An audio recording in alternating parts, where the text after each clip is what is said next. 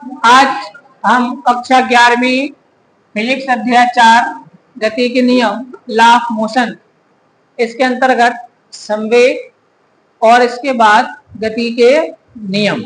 पहले पढ़ेंगे संवेग को, फिर पढ़ेंगे गति के नियमों को, फिर आवेग के बारे में पढ़ेंगे, है ना। संवेग इसलिए जरूरी है पहले पढ़ना क्योंकि दूसरे नियम में संवेग की चर्चा होगी, तो संवेग को हमें पहले जान लेना चाहिए, तभी हम तीनों नियम जान पाएंगे। ठीक है, तो सभी ध्यान से समझें। संवेग के बारे में अपन को जानना है। संवेग कहलाता क्या? इंग्लिश में उसको बोलते हैं मोमेंटम। क्या बोलते हैं इंग्लिश में? और मैं आपकी जानकारी के लिए बता दूं, एक्चुअली हम जो पढ़ रहे हैं ये लीनियर मोमेंटम है, क्योंकि एक और होता है उसको बोलते हैं एंगुलर मोमेंटम। तो मैं संवेग बोलूं तो रेखीय संवेग उसका पूरा नाम है। मैं संवेग बोलूं तो इसका पूरा मतलब क्या है? क्योंकि एक और होता है उसको बोलते हैं कोणीय संवेग। तो ऐसा ना हो कि कभी आप किसी ड्यूरेशन को किसी ने कोणीय संवेग पूछ लिया और आप ये बताने लगो कि संवेग बताया तो है सर ने, तो हमने जो बताया वो कौन सा है?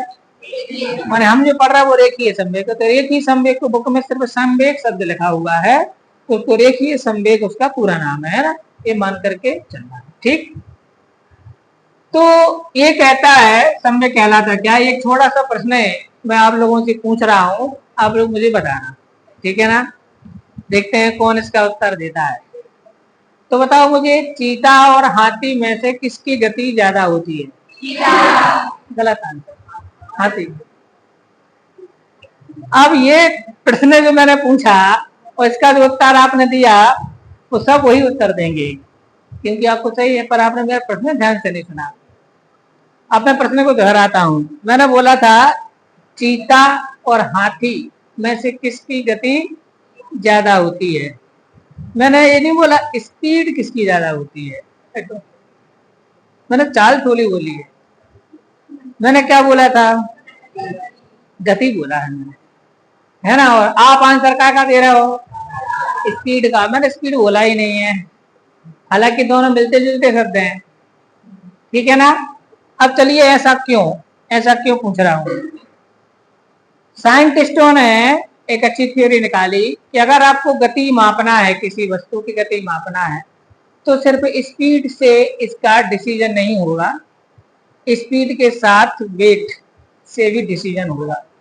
जैसे मान लीजिए आप, अभी मैं आपसे कहूं कि पूरी दम से दौड़िए, कितना तेज दौड़ सकते हो, तो पता चला कि मान लीजिए आप 20 किलोमीटर प्रति घंटे की स्पीड से दौड़ लेते हो, पूरी दम लगाकर। कितनी स्पीड से? 20 किलोमीटर प्रति घंटे की स्पीड से आप दौड़ लेते हो।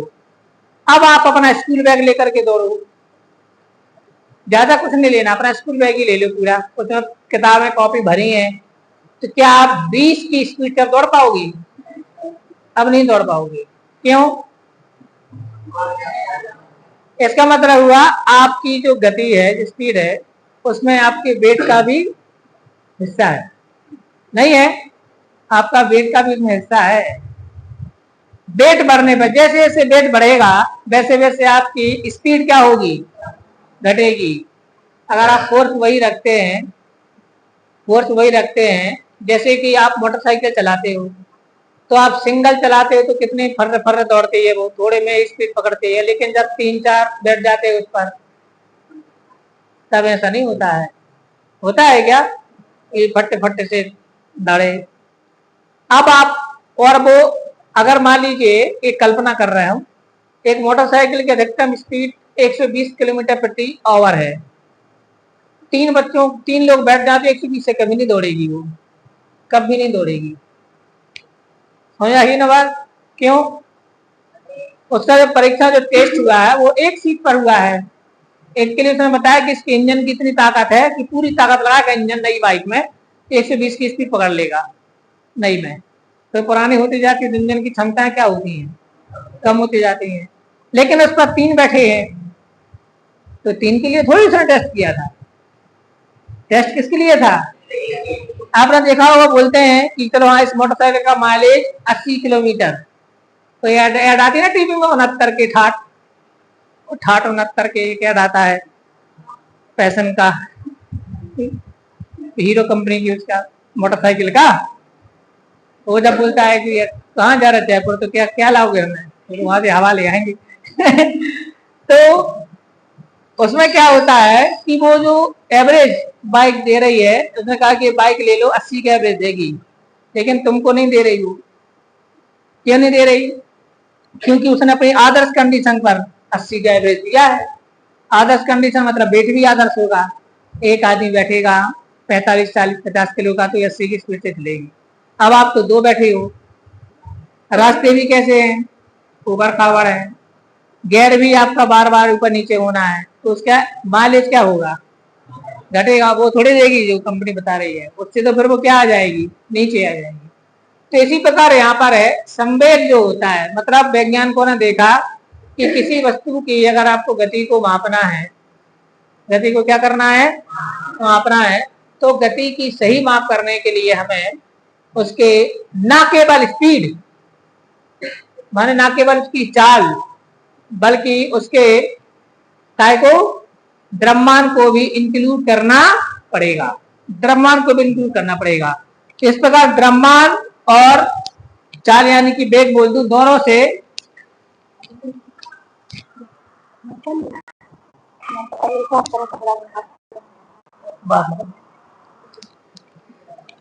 समझ में आएगी ना बात। तो दोनों से गति की माप होती है। तो पहली लाइन मैं आपको इतनी देर से बोल रहा हूं, तो एक लाइन ये सिखाने के लिए कि संवेग क्या है, तो गति की माप है। संवेग क्या है? आप सोचिए, अगर हमें देखना है चीता और हाथी में से किसकी गति ज्यादा है, तो पहले आप जैसे चीते की गति है, तो गति कैसे नापेंगे, उसका द्रव्यमान और वेग दोनों लो, और चीते का भी लो।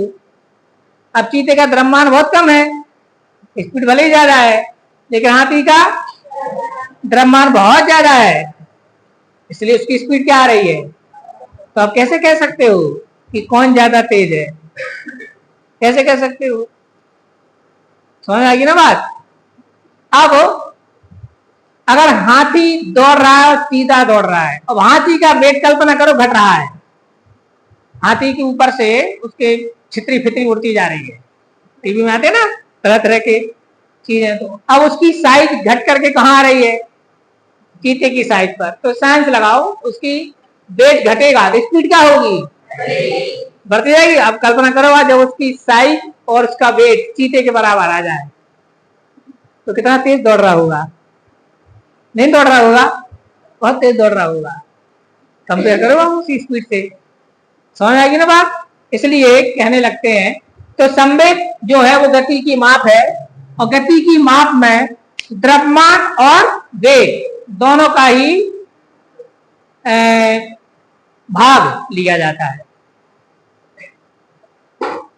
आपने देखा होगा दौड़ हो रही है, दौड़ या कुश्ती हो रही है, या कबड्डी हो रही है, या वेट लिफ्टिंग हो रही है, तो निश्चित वेट के बीच होती है, होती नहीं होती है, होती नहीं होती है। अगर वेट उससे ज्यादा है तो क्या कर देते हैं।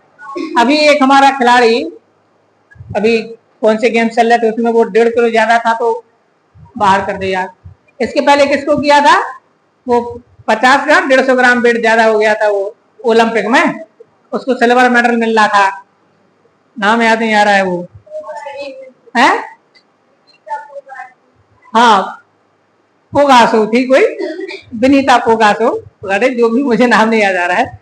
तो उसका भी तुमने देखा था ना, वेट कितना ज्यादा था, मात्र 100 ग्राम और नहीं कर पाई थी वो, 700 ग्राम एक उतना घटा करके वो, लेकिन 100 ग्राम ज्यादा था, तो सिल्वर मेडल से क्या हो गई, वो ओलंपिक में बाहर हो गई। तो निश्चित वेट के बीच में कॉम्पिटिशन इसलिए होते हैं क्योंकि वेट बढ़ेगा तो आपके मक्के की ताकत क्या होगी, बढ़ेगी, आपकी मसल्स की ताकत क्या होगी, बढ़ेगी। अब आप मान लीजिए एक छोटे वेट वाले और एक हैवी वेट वाले के बीच में आप वेट लिफ्टिंग का कंपटीशन कराओ, तो कौन जीतेगा, नहीं जीतेगा। या दोनों के बीच मुक्केबाजी कराओ, इसके 10 उसका 1, ये 10 मारेगा वो 1 मारेगा, और है ना मखाने फेंक जाएंगे।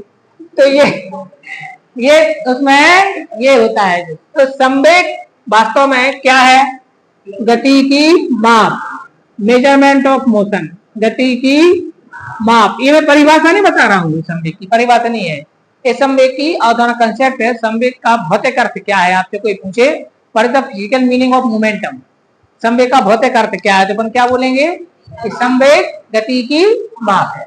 समझ आएगी ना बात। अब परिभाषा क्या है संवेग की, तो संवेग बराबर होता है, संवेग बराबर होता है द्रव्यमान गुणित वेग, वेग, द्रव्यमान गुणित वेग, माने किसी वस्तु के द्रव्यमान और उसके वेग के गुणनफल को उसका संवेग कहते हैं। अब संवेग क्या है, गति की माप। अब बताओ हाथी को चीते में से किसका संवेग ज्यादा निकलने वाला है, तो मुझे तो लगता है कि अच्छा अगर तंदुरुस्त हाथी है तो हाथी का संवेग चीते से ज्यादा निकलेगा। दोनों को दौड़ा लो आप, दोनों दौड़ रहे हैं, लेकिन दोनों में संवेग किसका ज्यादा निकलेगा, तो संवेग का हाथी का ज्यादा, तो संवेग गति की माप है, तो हाथी की गति ज्यादा नहीं होगा। तो तभी तो मैंने अभी पूछा था आपसे दोनों में से किसकी गति ज्यादा होती है, स्पीड तो नहीं बोली थी। समझ आई बात। अब संवेग को बच्चों हम P से प्रदर्शित करते हैं, तो P बराबर आ जाएगा m इंटू भी।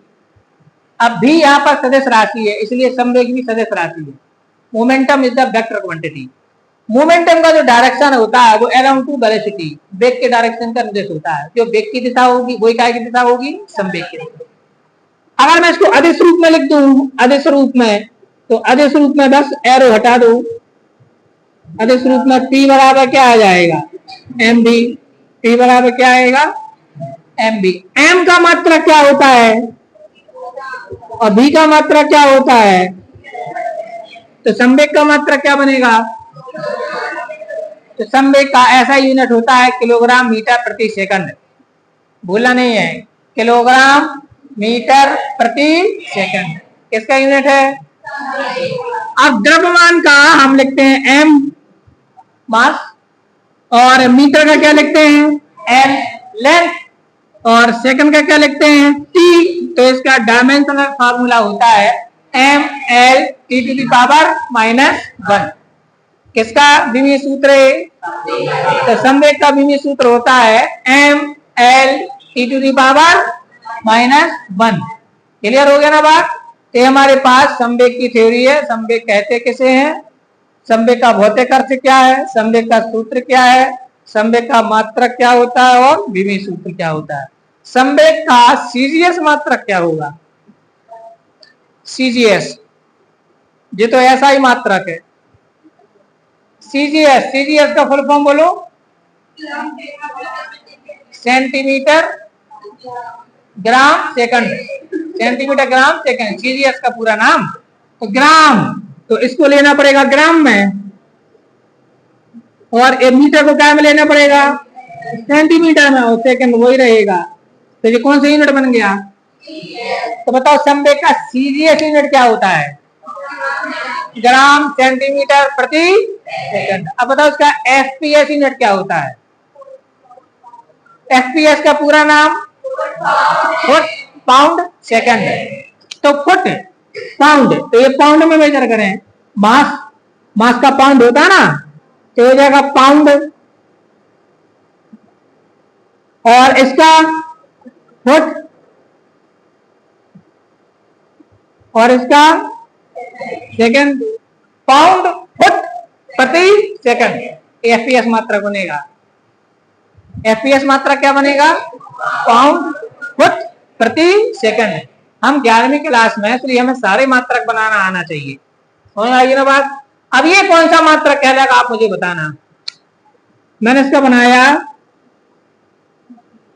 किलोग्राम किलोमीटर प्रति घंटा, ये भी तो इसका मात्रक है?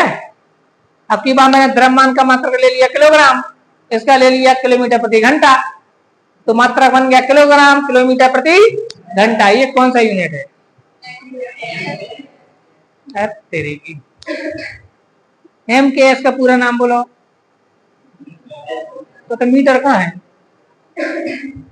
भी ना, कही एक MKS बताओ तो वही क्या दे, एक आध बच्चा तो बता दे इतने में, कोई तो हो जो मात्रक किसी यूनिट में नहीं आता हो उसको बोलेंगे व्यवहारिक मात्रक। क्या बोलते उसको फिर अपन, जो किसी यूनिट में नहीं आया तो उसको क्या बोल देना है। इसमें इसमें किलोग्राम तो है एसआई पद्धति से, और किलोमीटर प्रति घंटा है व्यवहारिक मात्रक, वो किसी पद्धति में ही नहीं है। किलोमीटर प्रति घंटा एसआई में नहीं है, सीजीएस में नहीं है, एफपीएस में नहीं है, एमकेएस में नहीं है, चारों में नहीं है, तो फिर कौन सा कहलाएगा? व्यवहारिक मात्रक कहलाएगा। समझ गया ना? तो अगर मैं ऐसा बोल दूं आपसे तो आप क्या बोलोगे इसको कि व्यवहारिक मात्रक है। तो ये हमारे पास संवेग के बारे में। अब दो बातें आपको बताना है संवेग में। जैसे मान लीजिए दो वस्तुओं के संवेग बराबर हैं, P1 बराबर P2, ये दो वस्तुओं के संवेग कैसे हैं? बराबर। M1 V1 बराबर M2 V2। अब यदि M1 बराबर M2 है, M1 बराबर क्या है? M2, ठीक है ना? दो वस्तुओं के संवेग कैसे हैं? बराबर है। चलिए अब मैंने ऐसा ले लिया। अब मान लीजिए यदि M1 ग्रेटर देन M2 है, M1 ग्रेटर देन, तो अब V के बारे में क्या बोल सकते हो? इनके वेगों में क्या संबंध होगा? M1 ग्रेटर देन M2 है, माने पहली वाली का द्रव्यमान ज्यादा है, दूसरी वाले का कम है, तो स्पीड के बारे में आपका क्या विचार है?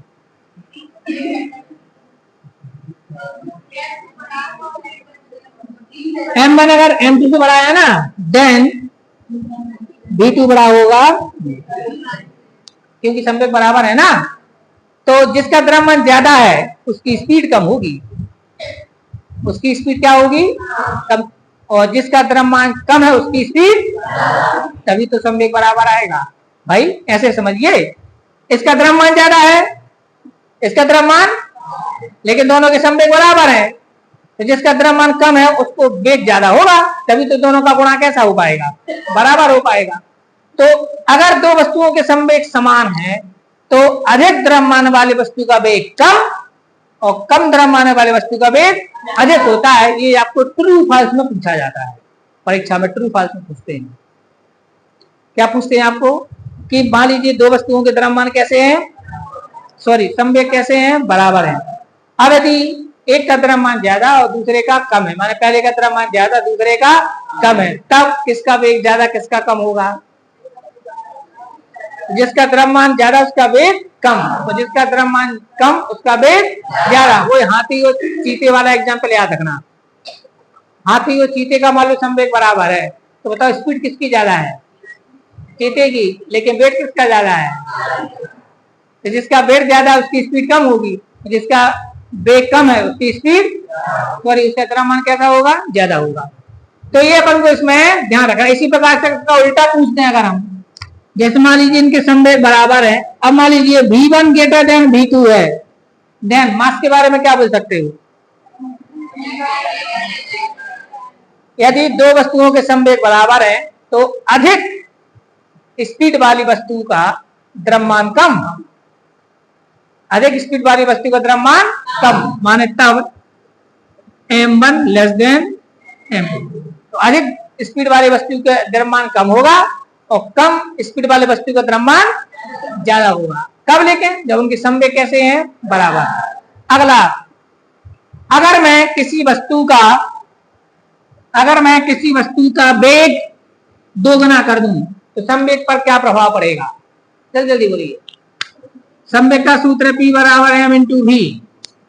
अगर मैं उसका वेग डबल कर दूं, डबल, तो संवेग पर क्या प्रभाव पड़ेगा? अरे इतनी छोटी सी बात नहीं बता पा रहे हो। अगर मैं वेग को डबल कर दूं तो संवेग भी डबल हो जाएगा, दोगुना। जैसे पहले उसका संवेग है P1, अब वेग को दोगुना कर दो, संवेग हो गया P2, तो P2 बराबर M इंटू 2V।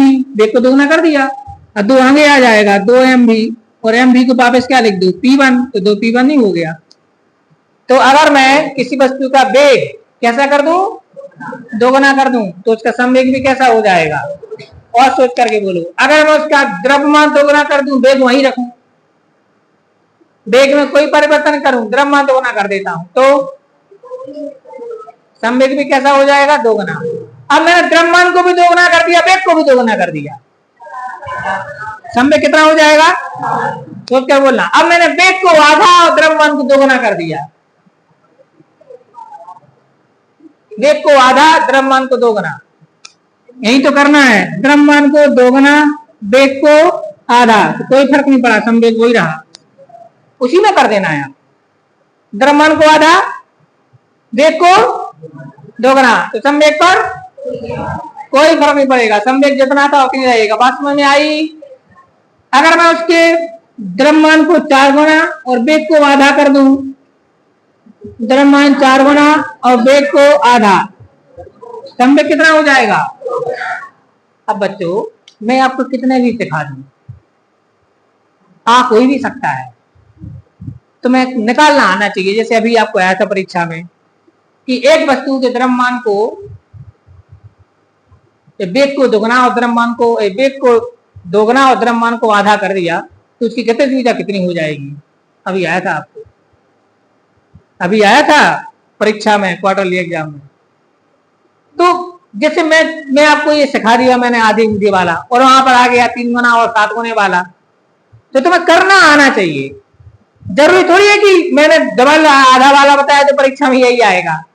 अब परीक्षा में आ गया, हाँ बताओ, अगर द्रव्यमान को 10 गुना और वेग को 3 गुना कर दें तो, और सर ने 10 और 3 का तो बताया नहीं था, सर ने तो कौन सा बताया था के लिए आधे और 2 गुने का। तो क्या आप पूरे बताए जा सकते हैं? ऐसे तो अनंत होंगे, ऐसे कितनी कंडीशन बन जाएंगी? अनकंडीशन बन जाएंगी। तो आपको निकालना आना चाहिए कि वो कैसे निकालो। जिसको जैसा करने को बोले उसको वैसा कर देना। द्रव्यमान को आधा तो आधा कर दिया, वेग को दोगुना तो दोगुना कर दिया, द्रव्यमान को भी आधा वेग को भी आधा। अब बताओ कितना हो जाएगा? द्रव्यमान भी आधा कर दो m/2 और वेग को भी आधा कर दो v/2, तो उत्तर आ गया mv/4, तो 1/4 हो जाएगा, चौथाई रह जाएगा। संवेग कितना रह जाएगा? 1/4 बचेगा संवेग। अगर वेग को भी आधा कर दें और द्रव्यमान को भी आधा कर दें, संवेग कितना बचेगा? 1/4 बचेगा। तो सभी लोग संवेग समझ गए? अच्छा, बहुत थोड़े से एग्जाम समझने की बात है बच्चों। संवेग जितना ज्यादा होगा, संवेग का हस्तांतरण, ट्रांसफर एक से दूसरे में उतने ज्यादा होगा, और उतना ज्यादा फिर सामने वाली वस्तु पर बल लगेगा, उसका बल फील होगा। मतलब संवेग के हस्तांतरण से बल बन जाता है। इसलिए अगर किसी दीवार में ट्रक का थोड़ा सा धक्का लगे तो पूरी दीवार गिर जाएगी, और मोटरसाइकिल पूरी टकरा जाए तो मोटरसाइकिल टूट जाएगी। समझ आ रही बात आपको? क्यों? क्योंकि ट्रक का संवेग बहुत ज्यादा होगा। संवेग ज्यादा होगा तो जब वो टकराएगा तो फोर्स भी ज्यादा, तो दीवार टूट जाएगी। और साइकिल मोटरसाइकिल का संवेग क्या होगा? वो आकर के टकरा तो मोटरसाइकिल टूट जाएगी, दीवार वही रहेगी। तो अंतर समझ में आ रहा है दोनों में? तो सारा खेल संवेग का है। चलो अब आ जाते हैं अपन, संवेग में परिवर्तन कैसे होगा, मुझे बताओ आप लोग। अब मुझे संवेग में परिवर्तन करना है, कैसे होगा? किसी वस्तु के संवेग में परिवर्तन करना है 2 तरीके से हो सकता है। या तो उसका वेग बदल जाए या उसका द्रव्यमान बदल जाए। बेसिकली द्रव्यमान तो बदलता नहीं है, स्पीड ही बदलती है। तो जैसे स्पीड बदलेंगे आप तो वस्तु का संवेग भी क्या होगा? अच्छा, अब स्पीड आप जल्दी बदलो तो संवेग जल्दी बदल जाएगा। स्पीड बदलने में टाइम लगे, संवेग बदलने में भी टाइम लगेगा। आप चाहते हो स्पीड जल्दी बदल जाए तो फिर फोर्स ज्यादा लगाना पड़ेगा। क्या ज्यादा लगाना पड़ेगा? क्योंकि स्पीड कैसे बदलती है? फोर्स से।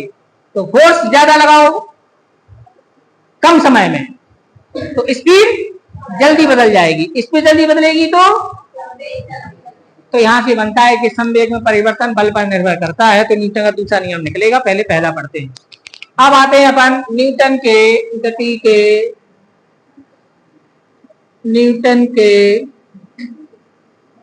गति के नियम। कितने नियम दिए न्यूटन ने गति के? 3 नियम दिए हैं न्यूटन ने, ठीक है ना? अच्छा याद रखना, परीक्षा में जब आता है न्यूटन ने दिए गति के नियम और गैलीलियो ने दिए गति के समीकरण, तो गैलीलियो, और गति के नियम तो कौन? न्यूटन। न्यूटन के गति के नियम, पहला नियम है वो उसका जड़त्व का नियम। पहले नियम को जड़त्व का नियम के नाम से भी जानते हैं। अभी मैंने नियम नहीं लिखा है, नियम का नाम लिखा है। अच्छा, इसमें पहले तो दूसरे और दूसरे को पहले स्थान पर नहीं बोल सकते आप, ये क्रम से जाने जाते हैं, ये भी ध्यान रखना। आप पहले को दूसरे नंबर पर, दूसरे को पहले नंबर पर नहीं बोल सकते, क्योंकि इनका क्रम निश्चित है, क्रम से माने जाते हैं। पहले नियम का दूसरा नाम क्या है? जड़त्व का नियम। इसे जड़त्व का नियम भी कहते हैं। पहले नियम को सुनिए। न्यूटन गति का पहला नियम कहता है कि यदि कोई वस्तु ब्राह्म है तो ब्राह्म में ही रहेगी, और यदि कोई वस्तु गतिशील है तो उसी दिशा में उसी चाल से गति करती रहेगी जब तक कि उस पर कोई बाह्य बल ना लगाया जाए। ये पहला नियम। क्या कहता है पहला नियम? यदि कोई वस्तु ब्राह्म है तो ब्राह्म में रहेगी, और यदि गति की अवस्था में है तो उसी दिशा में उसी चाल से गति करती रहेगी जब तक कि उस पर कोई। क्लियर है ना? अब इसको ध्यान से देखिए। जब तक कि इस पर बाह्य बल ना लगाया जाए उसके पहले मैं इसको लिख देता हूं, है ना। ये नियम कहता है यदि कोई वस्तु विराम में है, विराम मतलब हाँ, तो विराम में ही रहेगी, और यदि कैसी है? गतिशील है तो उसी दिशा में उसी चाल से गति करती रहेगी जब तक कि उस पर कोई बाह्य बल न लगाया जाए। ये कहती है। क्या कहता है पहला नियम? यदि कोई वस्तु ब्राह्म में है तो ब्राह्म में रहेगी, और यदि गति की अवस्था में है तो उसी दिशा में उसी चाल से गति करती रहेगी जब तक कि उस पर कोई। यहाँ पर देखो, करती रहेगी, यहाँ तक जो लिखी है जड़त्व की परिभाषा देखो। देखिए जड़त्व में क्या पढ़ा रहा है? यदि कोई वस्तु ब्राह्म में है तो ब्राह्म में रहेगी, और गति की अवस्था में है तो, और उसके बाद जब तक इस पर कोई। तो ये लिखा है बल का महत्व। बल की परिभाषा मतलब बल क्या है? तो बल वह बाह्य कारक है जो वस्तु की अवस्था में परिवर्तन ला देता है। तो बल की परिभाषा भी बता रहा है, इसलिए पहले नियम को जड़त्व का नियम भी कहते हैं, और पहला नियम बल की परिभाषा भी बतलाता है या बल का महत्व बतलाता है। आपसे पूछ लेते हैं कि बताइए न्यूटन का पहला नियम बल के बारे में क्या बताता है? तो न्यूटन का पहला नियम बल के महत्व या बल की परिभाषा बताता है कि बल वह बाह्य कारक है जो वस्तु की गति अवस्था या ब्रह्म अवस्था में क्या कर सकता है? परिवर्तन। समझ गया ना आप? पहला नियम को किस नियम के नाम से जानते हैं वो साथ में? तो पहले नियम में और कुछ है नहीं है, तो ये तो गैलीलियो बता गए थे। कौन बता गया था? गैलीलियो ने गैले में बता दिया था। अब आते हैं दूसरे नियम पर, है ना। दूसरा नियम आपको क्या बताता है? दूसरे नियम में क्या कहता है? दूसरा नियम कहता है किसी वस्तु के संवेग में परिवर्तन की दर, परिवर्तन अकेला नहीं बोल रहा है, परिवर्तन नहीं बोल रहा है, क्या बोल रहा है? संवेग में परिवर्तन की दर। यानी यहां पर लिखेंगे संवेग में परिवर्तन की दर आरोपित बल के, आरोपित या लगाए गए आरोपित बल के समानुपाती होती है, समानुपाती होती है। दर का मतलब क्या होता है? दर का मतलब एकांक समय में। दर का मतलब क्या हुआ? माने किसी वस्तु के संवेग में इकाई समय में जो परिवर्तन होता है वो बल के समानुपाती होता है। मतलब आप बल जितना ज्यादा लगाओगे एकांक समय में, संवेग में परिवर्तन उतना ज्यादा होगा। जितना ज्यादा आप क्या लगाओगे? बल लगाओगे, संवेग में परिवर्तन भी उतना ही ज्यादा होगा। बात समझ में आ रही? इसको थोड़ा मैथमेटिकली देखते हैं, इसको थोड़ा सा इसकी व्याख्या करते हैं। और जब भी आपको ये परीक्षा में आएगा तो क्वेश्चन कैसा आएगा आप सुन लो। क्वेश्चन आएगा न्यूटन की गति के नियम लिखिए और सिद्ध कीजिए F बराबर m। क्या आएगा क्वेश्चन? न्यूटन की गति के नियम लिखिए और सिद्ध कीजिए F बराबर जो जरूर है। और ये दूसरे नियम की गति की व्याख्या है जो मैं आपको बताने वाला हूं। क्या की व्याख्या है ये? मान लीजिए किसी वस्तु का प्रारंभिक संवेग P1 है, या मान लीजिए P है। किसी वस्तु का प्रारंभिक संवेग क्या है? क्लियर हो गया? अब इस वस्तु पर डेल्टा t समांतराल के लिए बाह्य बल F लगाया। ये थ्योरी तो मैं लिखनी पड़ेगी जो मैं बोल रहा हूं, इसलिए ध्यान से सुनो। माना किसी वस्तु का प्रारंभिक संवेग P है, उस पर हमने डेल्टा t समांतराल के लिए बाह्य बल F लगाया। तो बाहर से जो बल लगाया वो अचर बल है, क्योंकि बल दो प्रकार के होंगे, एक परिवर्ती बल और एक अचर बल। यहाँ मैं जो कुछ बता रहा हूँ वो अचर बल के लिए बता रहा हूँ। जब तक परिवर्ती बल ना बोलूं तब तक सारा कुछ अचर बल के लिए बता रहा हूँ। समझ आएगी ना बात? पूरी फिजिक्स में अचर बल की बात होगी। जहां परिवर्ती बल की बात होगी हम वहां पर बताएंगे जहां परिवर्ती बल की बात होगी। ठीक, तो माना अचर बल कहलाएगा ऐसा बल जिसका परिमाण समय के साथ ना बदले, जिसमें समय के साथ परिवर्तन ना हुआ अचर बल। और जो समय के साथ क्या हो परिवर्तित हो वो कौन सा बल कहलाएगा? समझ आएगी ना बात? वो कौन सा बल कहलाएगा? परिवर्तित। यहाँ देखें व्याख्या। माना किसी वस्तु का प्रारंभिक संवेग कितना है? अब इस वस्तु पर डेल्टा t समांतराल के लिए गति की दिशा में बाह्य बल F लगाया जाता है, जिसके इसका संवेग p से बदल करके p प्लस डेल्टा p हो जाता है। संवेग बढ़ गया? बढ़ क्यों गया? घटा क्यों नहीं है? हाँ बोलो। क्योंकि अभी मैंने बोला तो मैं ध्यान से सुनिए मेरी बात को। मैंने बोला उसमें गति की दिशा में, क्या बोला था मैंने बोला ध्यान से सुनिए, तुम तो सुन रहे हो बस ध्यान से नहीं सुन रहे। मैंने अभी बोला था कि इसमें गति की दिशा में, क्योंकि ये सारी बातें मेंशन करेंगी थ्योरी में कि तुम बल लगा रहे हो तो किस तरफ लगा रहे हो। जैसे कोई चीज ऐसी जा रही है तुम बल ऐसा लगाने लगो तो संवेग बढ़ है कि घट है? घटेगा। तो पी की जगह पी माइनस डेल्टा पी हो जाएगा। तो सारी चीजें बहुत स्पष्ट होती है ना। तो माना किसी वस्तु का प्रारंभिक संवेग P है, इस पर गति की दिशा में डेल्टा t समांतराल के लिए, समांतराल ध्यान रखना, डेल्टा t समांतराल के लिए बाह्य बल F लगाया जाता है। इसका संवेग P से बढ़कर P प्लस डेल्टा t हो जाता है। ठीक है ना? तो संवेग में परिवर्तन कितना हुआ? इसलिए संवेग में परिवर्तन होगा अंतिम संवेग माने P plus delta P minus प्रारंभिक संवेग। तो P से P कट गया तो संवेग में परिवर्तन कितना हो गया? और समय अंतराल कितना था यहाँ पर? समय अंतराल मैंने यहाँ पर लगाया है डेल्टा t। इसलिए संवेग में परिवर्तन की दर कितनी होगी? संवेग में परिवर्तन की दर, कभी भी दर निकालना हो तो समय से भाग दे दो, परिवर्तन की दर हो जाएगा संवेग में परिवर्तन, संवेग में परिवर्तन बटे समय अंतराल।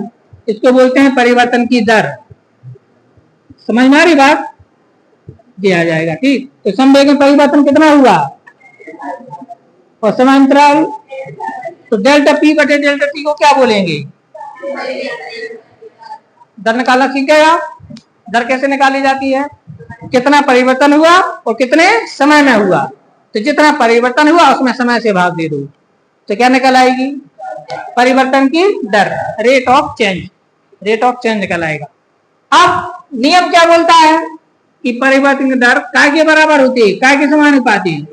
यहाँ पर लिखेंगे न्यूटन के द्वितीय नियम से, द्वितीय नियम लगाओ यहाँ पर, द्वितीय नियम से F पर लगाया था ना अपन ने, तो F समानुपाती आएगा डेल्टा P बटे डेल्टा T। ये है सामान्य गणितीय रूप न्यूटन के दूसरे नियम का।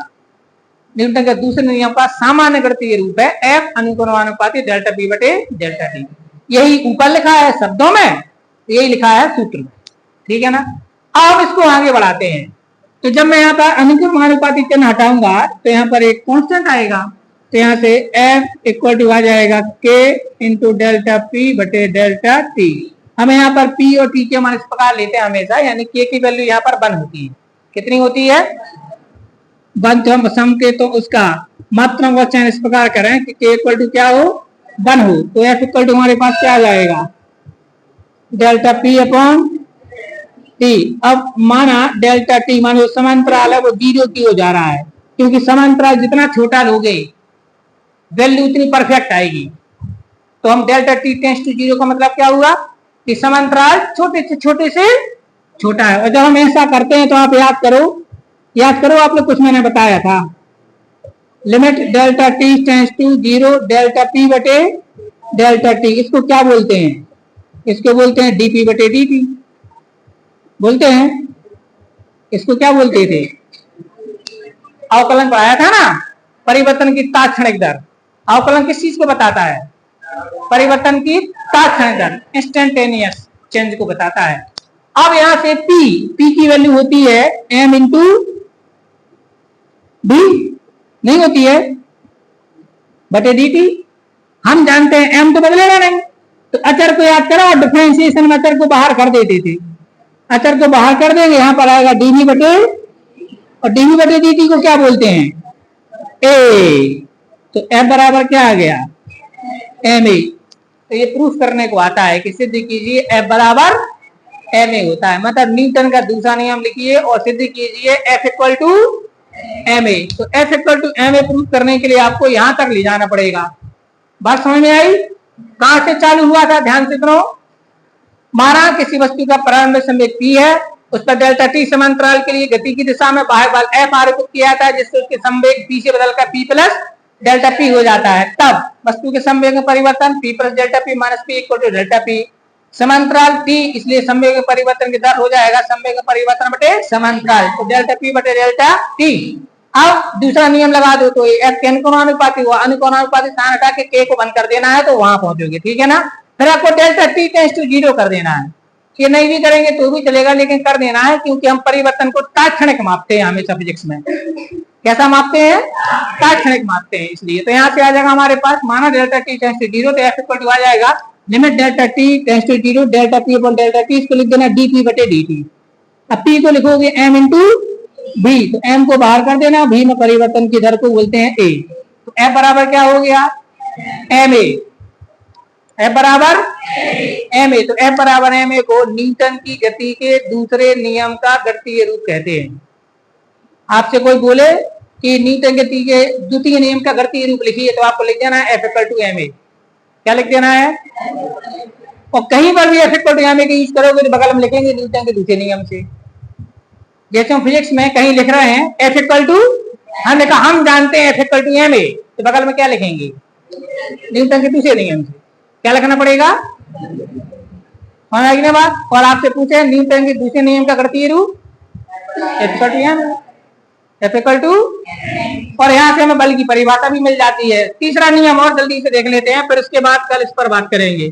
तृतीय नियम, तीसरा नियम, इसको अपन क्रिया प्रतिक्रिया नियम भी बोलते हैं। कौन से नियम बोलते हैं?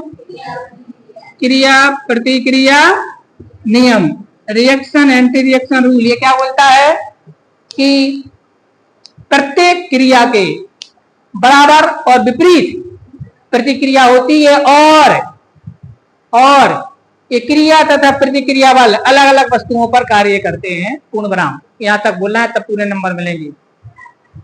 इतना अकेले नहीं बोलना है कि प्रत्येक क्रिया के बराबर विपरीत प्रतिक्रिया होती है। आधा नियम है, पूरा नहीं हुआ।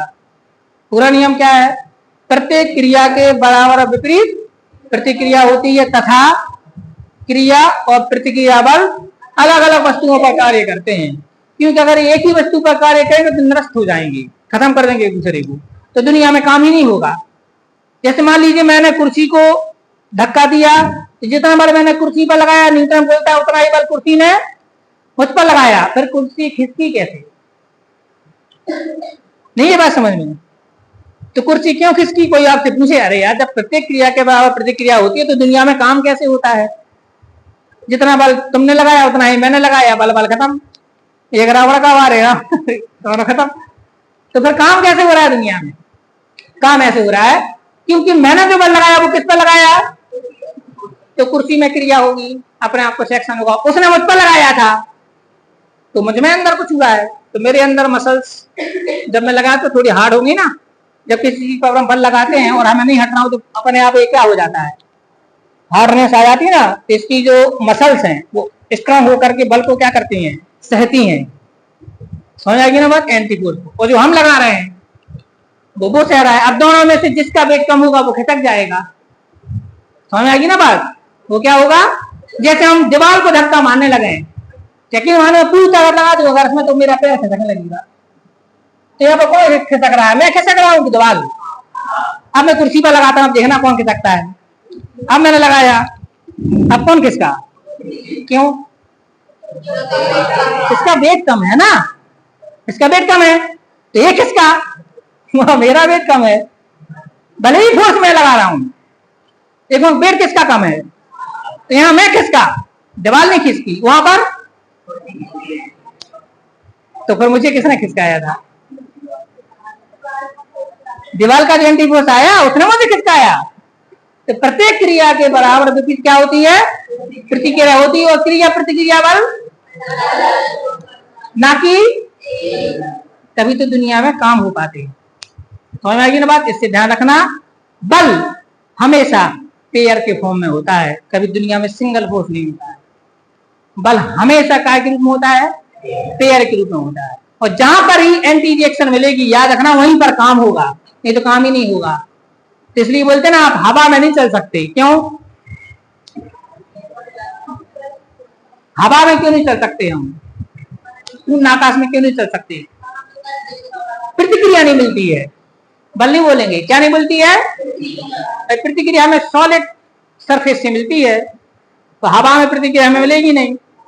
लेकिन पक्षी उड़ लेता है हवा में, क्यों, उसका पंख का फैलाव ज्यादा, वो प्रतिक्रिया प्राप्त करता है। लेकिन पक्षी जहां वायुमंडल होगा वहां नहीं उड़ पाएगा, वायुमंडल के बाहर पक्षी नहीं उड़ पाएगा। क्यों, क्योंकि पक्षी को प्रतिक्रिया मिलती है पानी से। समझ आएगी ना बात, सॉरी हवा से। तो हवा है नहीं है वहां पर, तो प्रतिक्रिया लेगा कहां से। जैसे हम शून्य आकाश में चल नहीं सकते, हम पानी पर नहीं चल सकते नॉर्मली। क्यों नहीं चल सकते पानी पर, प्रतिक्रिया पैर डालोगे पानी में घुस जाएगा। चाहिए क्या है हमारे लिए, अब वही पानी जम जाए तो फिर वह प्रतिक्रिया दे देगा। तो जब तक प्रतिक्रिया नहीं मिलेगी तब तक क्रिया का कोई आपको एक्शन समझ में नहीं आएगा, मिलेगी नहीं। ठीक है ना। तो ये थे किसके नियम, क्या आपको तीनों नियम समझ में आ गए। जब ये नियम नोट करो तो ये दूसरे नियम का डेरिवेशन करना है, दूसरे नियम का डेरिवेशन तक नोट करना है। समझ आएगी ना बात सभी की। ठीक है बच्चों, अब चले जाओ इंग्लिश पढ़ लो।